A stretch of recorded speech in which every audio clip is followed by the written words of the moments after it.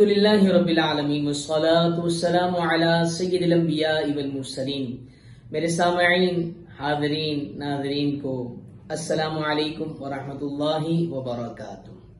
سلسلہ ہے رسول اللہ صلی اللہ علیہ وسلم کی نماز حدیث صحیحہ کی روشنی میں، اور آج پھر ایک نیا موضوع لے کر آپ کی بارگاہ میں حاضر خدمت ہیں۔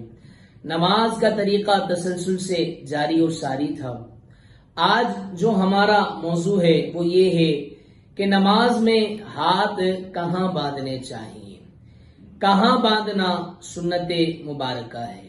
آئیے حدیث مبارکہ سے سماعت فرماتے ہیں کہ نماز کے اندر ہاتھ کو کہاں باندھنا چاہیے۔ حضرت سیدنا حلب طائی رضی اللہ تعالی عنہ فرماتے ہیں کہ رسول اللہ صلی اللہ تعالی علیہ وسلم نے ہماری امامت فرمائی تو اپنے بائیں ہاتھ پر اپنے دائیں ہاتھ کو رکھا، اور ایک لفظ یہ بھی ہے کہ اپنے بائیں ہاتھ کو دائیں ہاتھ سے پکڑ لیا۔ یعنی یہ طریقہ ہمیں بتا رہا ہے کہ نماز میں ہاتھ کیسے باندھنے ہیں، کہ ہمارا جو دایاں ہاتھ ہے وہ نیچے ہونا چاہیے، ہمارا بایاں ہاتھ اوپر ہونا چاہیے، یعنی سیدھا ہاتھ ہمارا اوپر ہونا چاہیے اور الٹا ہاتھ ہمارا نیچے ہونا چاہیے۔ یہ طریقہ ہے ہاتھ باندھنے کا۔ اب ہاتھ باندھنے کا طریقہ تو یہ ہے، ہاتھ کہاں باندھے جائیں، کیسے باندھنا سنت مبارکہ ہے۔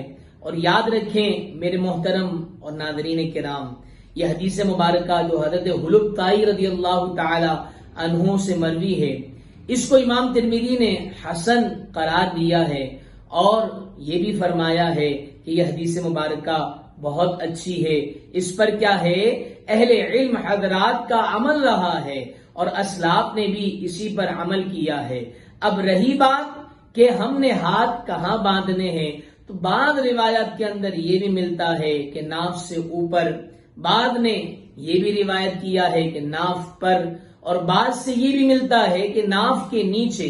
ہر ایک کے اندر کیا ہے گنجائش ہے، چاہے ناف پر باندھا جائے، ناف سے نیچے باندھا جائے، لیکن زیادہ راجح قول کیا ہے، بہتر طریقہ کیا ہے، اولا کیا ہے، اسلاف نے کس کو اختیار کیا ہے، آئیں حدیث مبارکہ کی روح سے سماعت فرماتے ہیں۔